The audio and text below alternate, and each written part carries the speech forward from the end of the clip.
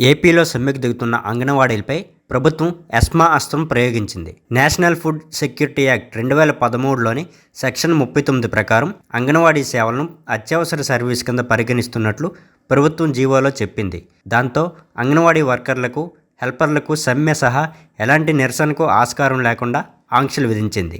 6 నెలల పాటు సమ్మె చేసే అవకాశం లేకుండా ప్రభుత్వం ఉత్తర్వులు జారీ చేయడంతో అంగన్వాడీ యూనియన్లు సమ్మె విరమించాల్సిన పరిస్థితి ఏర్పడింది. ఇప్పటికే 25 రోజులుగా రాష్ట్ర వ్యాప్తంగా 55,000 అంగన్వాడీ కేంద్రాలు మూతపడ్డాయి. 1,00,000 మందికి పైగా ఉన్న అంగన్వాడీ వర్కర్లు, హెల్పర్లు, మినీ సెంటర్లు టీచర్లు అందరూ సమ్మెలో పాల్గొంటున్నారు.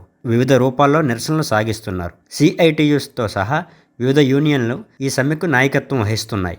సమ్మె చేస్తున్న యూనియన్ నేతలతో ప్రభుత్వం పలు దఫాలుగా చర్చలు జరిపింది. అయితే వేతనాలు పెంచాలంటూ అంగన్వాడీ యూనియన్లు కోరుతున్నాయి. అది మినహా మిగతా డిమాండ్లు పరిష్కరించే ప్రయత్నం చేస్తామంటూ ప్రభుత్వం చెబుతుంది.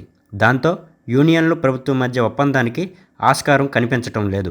ప్రభుత్వం దిగివచ్చే వరకు సమ్మె కొనసాగిస్తామంటూ అంగన్వాడీ వర్కర్లు చెబుతున్నారు. జనవరి 5లోగా విధుల్లో చేరాలన్న ప్రభుత్వ ఆదేశాలను వారు తోసిపుచ్చారు. దీంతో తాజాగా జీవో నంబర్ ద్వారా ప్రభుత్వం ఎస్మా ప్రయోగించింది. ఇంతకీ ఏమిటి ఎస్మా? ఎసెన్షియల్ సర్వీసెస్ మెయింటెనెన్స్ యాక్ట్నే సింపుల్గా ఎస్మా అంటారు. సమ్మెలు, హర్తాళ్ళు వంటి సందర్భాల్లో ప్రజలు రోజువారీ జీవనానికి ఇబ్బంది కలగకుండా కొన్ని రకాల అత్యవసర సేవలు నిర్వహణ కొనసాగేలా చూసేందుకు 1981లో రూపొందించింది చట్టం ఇది. అత్యవసర సేవలు అందించే ఉద్యోగులు తమ విధులకు హాజరు కాకుండా ఆయా సేవలకు విఘాతం కలిగించేలా సమ్మెలో దిగితే జనజీవనానికి ఇబ్బంది కలగకుండా చూసేందుకు ప్రభుత్వానికి ఈ చట్టం ఉపయోగించే అధికారం ఉంటుంది. ఎందుకొచ్చింది ఈ చట్టం? 1980లో కార్మిక సంఘాలు నిరసనలతో దేశం అట్టడుగుపోయింది. ముఖ్యంగా కార్మిక చట్టాల్లో కొన్ని మార్పులు తేవాలన్న ప్రభుత్వం ప్రయత్నాలను వ్యతిరేకిస్తూ దేశవ్యాప్తంగా కార్మిక సంఘాలన్నీ ఉధృత స్థాయిలో ఉద్యమించాయి.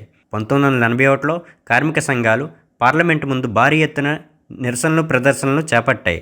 దేశవ్యాప్తంగా పరిశ్రమలన్నింటా పెద్ద ఎత్తున సార్వత్రిక సమ్మె కూడా చేయాలని పిలుపునిచ్చారు. క్రమంగా ఈ ఉద్యమం తీవ్ర రూపం దాలుస్తున్నట్లు గుర్తించిన ప్రభుత్వం తొలుత 12 పరిశ్రమల్లో సమ్మెను నిషేధిస్తూ ఎస్మా ఆర్డినెన్స్ని తీసుకొచ్చింది. ఆ తర్వాత ఈ ఆర్డినెన్స్ స్థానంలో ఎస్మా చట్టం తీసుకొచ్చింది. ఈ చట్ట ప్రకారం అత్యవసర సేవలంటే ప్రజలు దైనందిక జీవనానికి అత్యవసరమని ప్రభుత్వం భావించిన ఏ సేవ అయినా అత్యవసర సేవగా పరిగణించి ఆయా సేవలకు సంబంధించి ఎస్మా వర్తిస్తుందని ప్రత్యేక ఉత్తర్వులు జారీ చేయవచ్చు. ప్రధానంగా నీటి సరఫరా, ఆసుపత్రులు, పారిశుద్ధ్యం, రవాణా, తంతి తపాలతో పాటు పెట్రోలు, బొగ్గు, విద్యుత్, ఉక్కు, ఎరువులు వంటి వనరుల ఉత్పత్తి, రవాణా, పంపిణీ సేవలన్నింటికీ దీన్ని వర్తింపజేయవచ్చు. అలాగే బ్యాంకింగు, ఆహార ధాన్యాలు, ఆహార పదార్థాల పంపిణీ వంటి వాటినన్నింటికీ దీన్ని వర్తింపచేయవచ్చు. ఈ చట్టం ప్రకారం సమ్మెను నిషేధిస్తూ ఒకసారి ఉత్తర్వులు జారీ అయితే ఆయా రంగాల్లో సేవలు అందించేవారు సమ్మె చేయడం అనేది చట్టవిరుద్ధ కార్యకలాపం అవుతుంది. అలాగే వారి సేవలు అత్యవసరమైతే అదనపు సమయం పనిచేయడానికి తిరస్కరించే అధికారం కూడా వారికి ఉండదు. ఎస్మాను ఉల్లంఘిస్తే ఏం జరుగుతుంది? ఎస్మా నిబంధనలను అతిక్రమించి సమ్మెకు దిగినట్లయితే ఎవరిపైన బలమైన అనుమానం ఉంటే నేర శిక్షా స్మృతి సిపిసితో సంబంధం లేకుండానే పోలీసులు అధికారులు వారెంట్ లేకుండానే అరెస్ట్ చేయవచ్చు. ఎస్మా నిబంధనలకు విరుద్ధంగా పాటించే ఉద్యోగులు డిస్మిస్ చేయడంతో పాటు సహా వివిధ రకాల క్రమశిక్షణా చర్యలు చేపట్టవచ్చు. సమ్మెలో పాల్గొంటున్న వారికి, ప్రోత్సహిస్తున్న వారికి కూడా జైలు శిక్ష లేదా జరిమానా లేదా 2 విధించవచ్చు. ఈ చట్టం ప్రకారం సమ్మెకు ఆర్థిక సహకారం అందించేవారు శిక్షార్హులే. గతంలో ఎస్మా ప్రయోగించిన సందర్భాలు ఏమైనా ఉన్నాయా? కేంద్ర, రాష్ట్ర ప్రభుత్వాలు సమ్మెలపై ఎస్మా ప్రయోగించిన సందర్భాలు చాలానే ఉన్నాయి. 2003లో తమిళనాడు ప్రభుత్వం ఉపాధ్యాయులను నిరవధిక సమ్మె పిలుపునిచ్చినప్పుడు జయలలిత ప్రభుత్వం ఎస్మా ప్రయోగించింది.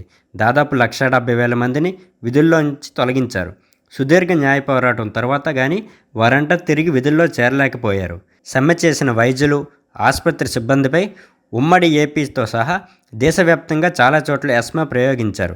2006లో ప్రైవేటీకరణ వ్యతిరేకిస్తూ దేశవ్యాప్తంగా విమానాశ్రయ సిబ్బంది సమ్మెకు దిగినప్పుడు, 2009లో ట్రక్కు రవాణాదారులు సమ్మె చేసినప్పుడు, 2009లో చమురు, గ్యాస్ సిబ్బంది సమ్మె చేసినప్పుడు ఇలా పలు సందర్భాల్లో ఎస్మా ప్రయోగించారు.